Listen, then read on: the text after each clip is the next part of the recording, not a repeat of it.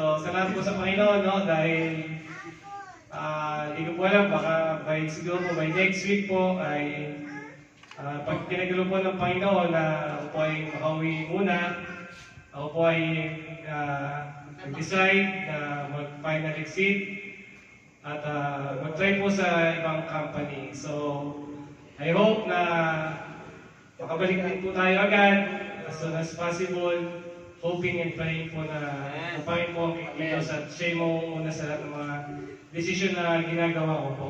Amen. No, mahirap po, pero kailangan po talaga minsan na dumaan sa ganung bagay.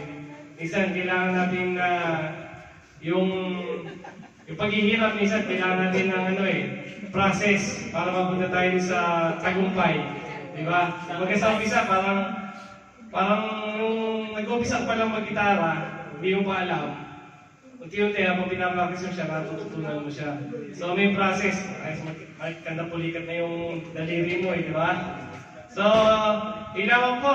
At sana po ay lahat po tayo ay patuloy pa rin sa gawain ng Panginoon. Seek first the kingdom of God and His righteousness. And all the things should be added unto us. Amen? So, baka po meron pa pong magbahagi. Ay, si Kuya Bong! Nagbahagi na to eh. Ay, si Kuya Alan muna. Si Kuya Alan. Kuya Alan, gawin mo na. Tapos si Kuya Bong. Magsasalita sa si Kuya Bong, nakaramdaman ko eh. Hello po. Kay Lord po ang mataas na papuri pa. Gusto ko lang po magpasalamat kay Lord po kasi na-overwhelm po ako. Last month pa po ito nangyari pero kung ikukwento ka medyo mahaba. Pero nakapasa po kasi yung alam ko sa maritime po. Nakakuha na po siya ng trabaho. Pero as a cadet pala kasi beginner. Pero pinapirma po sila ng 5 years contract. Barko na lang po yung kulang. Ginagawa. Pero, sa totoo lang po, struggle po kasi sa kanya yung course niya. Kasi as a engineer, maritime engineer, napakahirap pala pag may color deficiency ka. As in, pinapirma, talaga every year po, pinapipirma po kami ng waiver na may yung mga na kung whatever happen na hindi makatatrabaho, walang pananagutan yung school. Pero lagi ganun, every sem, lagi may waiver.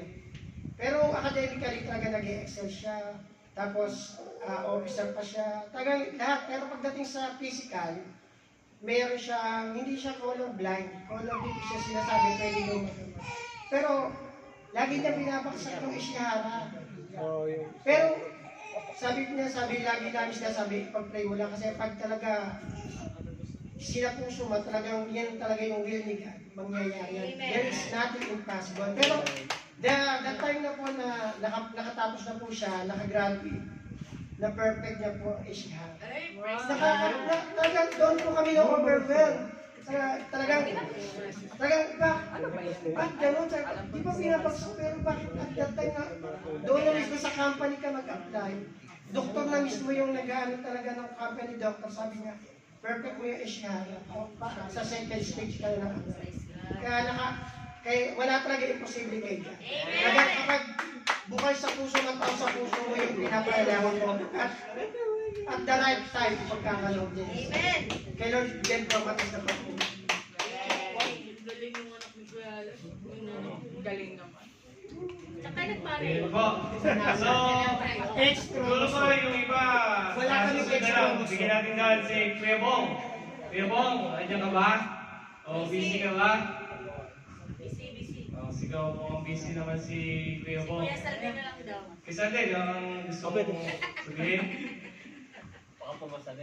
Dahil busy si Kuya Bong. Kuya Bong, salamat Kuya Bong in advance sa yung pinagkaloob na gift para sa amin. At siyempre, para sa akin, sabi nga ni Ate Jan, isa si Kuya Bong sa example ng generosity. Kaya yun, tularan natin si Kuya Bong para tayo makarating din sa ating mga pinapangarap kung saan natin gusto. Si Kuya Bong nakarating na ng US, kayo kung anong pangarap nyo, siyempre maging generous kayo para ibigay ito ni Lord. Yun. Salamat sa protection ng Lord sa atin lagi. lakas na binibigay ni Lord.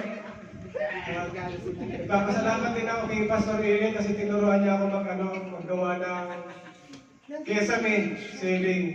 Sinama niya ako isang project niya sa Iceland. Kaya ngayon, alam ko na magkabit ng mga ganito. Gusto ko talaga matutunan yan. Kasi yung aming bahay, sa release, wala pa si... Hindi joke lang. Wala sa release ha. Pero yan salamat kay Lord, muli. Parang naamoy ko yung parang naamoy ko yung pizza. So, nabanggit ni Sandy, kapatid na Sandy yung pagkikisame, no? Actually, hindi na talaga ako tumatanggap ng part-time kasi gusto ko mag-full dito sa gawain sa church, no? Kaya lang, nung mga nakaraang month, no? Yung nakaraang buwan, yung aking pamangkin, nahack yung account niya. Isa siya sa pinagkakatiwalaan sa kalagalan nila. Account lang sa pagbabahan niya sa Netflix, yung sa Pilipinas. So nahack yung account niya, nakunan siya ng 200,000. So ako yung isa sa nilapitan niya para may balik yung pera sa company. No? At yun nga, nagka-problema ako tungkol sa financial. May mga kinausap akong kapatid desisyon na rin ako na mag-loan sa company. At may mga kinausap akong kapatid na utangan ko sana. Praise the Lord, no? Nag-iisip pa lang ako, binigay na ni Lord ko. Amen. Hindi ako nagkaroon ng utang, naibigay ko yung tulong sa aking pamangkin. Purihin ang Panginoon.